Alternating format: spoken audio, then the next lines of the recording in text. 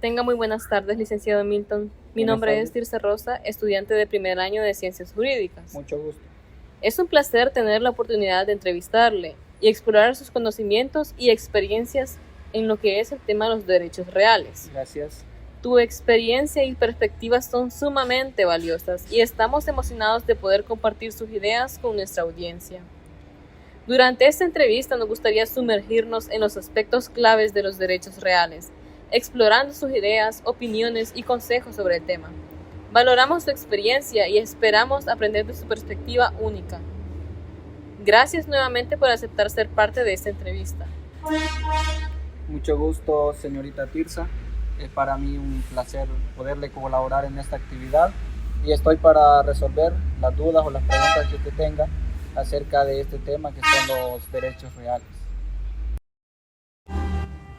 Como primera pregunta, licenciado, ¿nos podría brindar una definición sobre lo que son los derechos reales?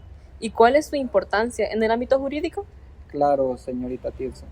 Bien, los derechos reales pues son un conjunto de prerrogativas, son un conjunto de facultades que le confieren a una persona el poder de ejercer un dominio o control sobre una cosa, ya sea esto una cosa, un bien mueble o sea este un bien inmueble.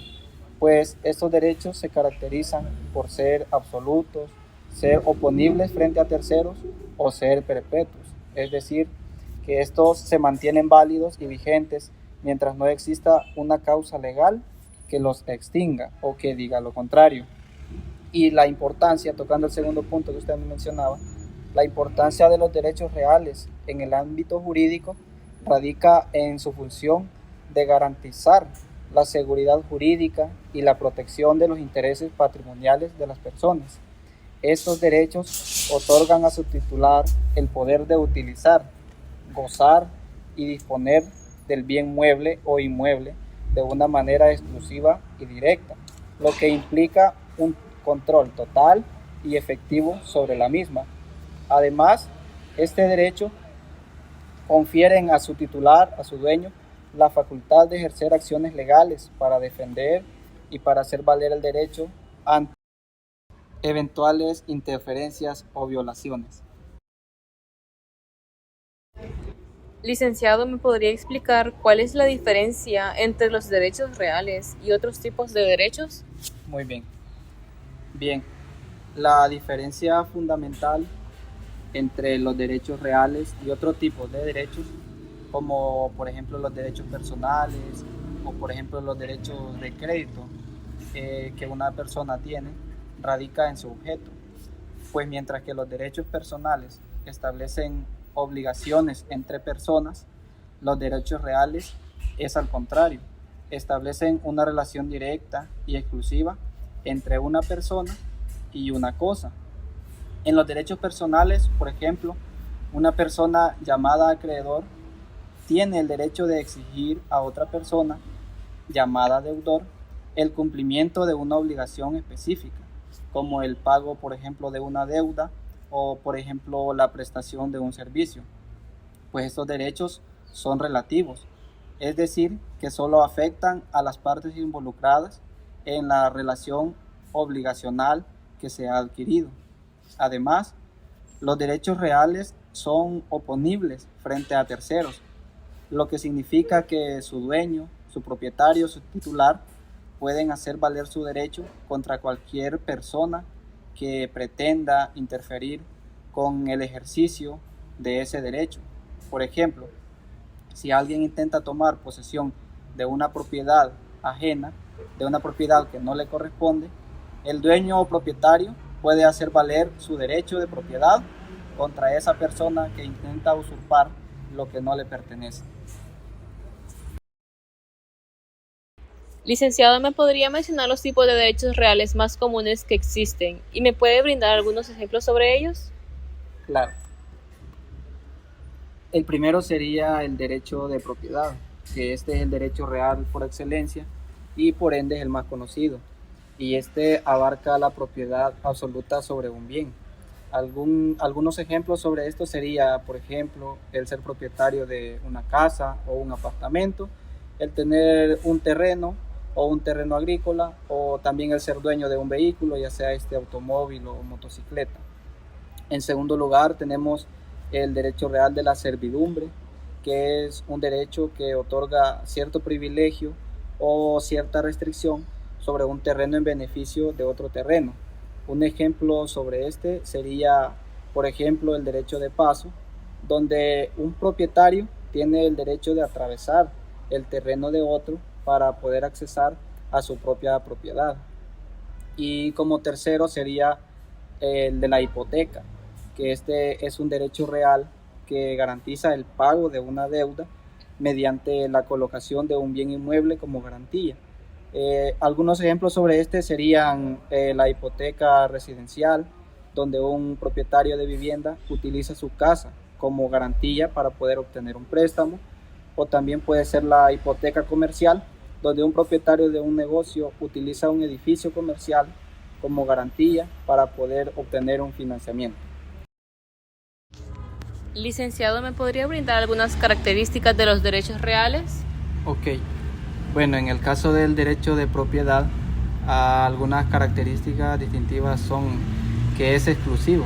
O sea, esto quiere decir que el propietario tiene derecho exclusivo de usar y disfrutar del bien, así como de excluir a otros de su uso sin el consentimiento del propietario.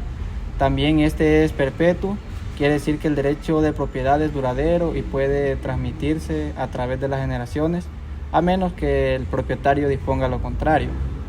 En el caso del derecho de la servidumbre, una característica de este es que es limitado y específico, quiere decir que los derechos otorgados en una servidumbre suelen ser específicos y limitados en su alcance. Por ejemplo, el derecho de paso sobre un terreno ajeno. Está también el caso del derecho de hipoteca. Algunas características de este es que tiene una garantía de deuda. Quiere decir que la hipoteca se utiliza como garantía para asegurar el pago de una deuda. Si el deudor no cumple con su obligación de pago, el acreedor hipotecario tiene todo el derecho, toda la facultad de ejecutar la hipoteca y vender el bien para satisfacer la deuda. Licenciado, ¿me podría explicar cómo se constituyen y de qué manera se transmiten los derechos reales? Bueno, pues la constitución de los derechos reales, para que un derecho real se constituya, es necesario cumplir con los requisitos establecidos por la ley. Por lo general, implica la manifestación de voluntad del titular del derecho y el cumplimiento de ciertas formalidades, como por ejemplo la escritura pública, el registro o la entrega de material de la cosa, dependiendo de la naturaleza del derecho y la legislación aplicable. Y la transmisión de los derechos reales, en tanto los derechos reales pueden ser transmitidos de una persona a otra mediante diversos actos jurídicos. Algunos de los medios más comunes de transmisión son los siguientes. Está la transmisión por acto entre vivos, está la transmisión mortis causa y está también la transmisión por disposición legal. Y estos son importantes tener en cuenta que la transmisión de derechos reales debe cumplir con los requisitos establecidos por la ley y en muchos casos puede requerir la inscripción en un registro público, como el registro de la propiedad, para que sea oponible a terceros y tenga plena validez jurídica. Licenciado, como última pregunta, y esta sería de opinión personal, ¿nos podría compartir por qué es importante entender y proteger los derechos reales? Bien, desde mi punto de vista, yo considero que hay 4 razones por las que es fundamental entender y proteger los derechos reales. La primera es que nos brinda seguridad jurídica y segundo, nos brinda una protección al patrimonio. Como tercero, nos brinda un orden y una organización social y como cuarto, pues nos permite una seguridad ante las transacciones comerciales. Y para que me entiendas mejor, entender y proteger los derechos reales es esencial para salvaguardar la propiedad, para garantizar la seguridad jurídica, para promover el desarrollo económico y mantener un orden social adecuado, pues estos derechos forman la base de muchas actividades comerciales y contribuyen también al bienestar general de toda la sociedad. Licenciado, quisiera expresar mi más sincero agradecimiento por haber participado en nuestra entrevista. Su experiencia, conocimientos y disposición para compartirlos han sido invaluables y han enriquecido enormemente nuestra conversación. Su compromiso y dedicación al compartir su experiencia y conocimientos han sido totalmente notables. Valoramos enormemente el tiempo que nos ha brindado y el esfuerzo que ha puesto en proporcionar respuestas claras y concisas. De antemano, muchísimas gracias. Ha sido, señorita Tirsa, para mí un gusto y un placer poder colaborarle en su actividad y estoy para servirle en lo que usted requiera.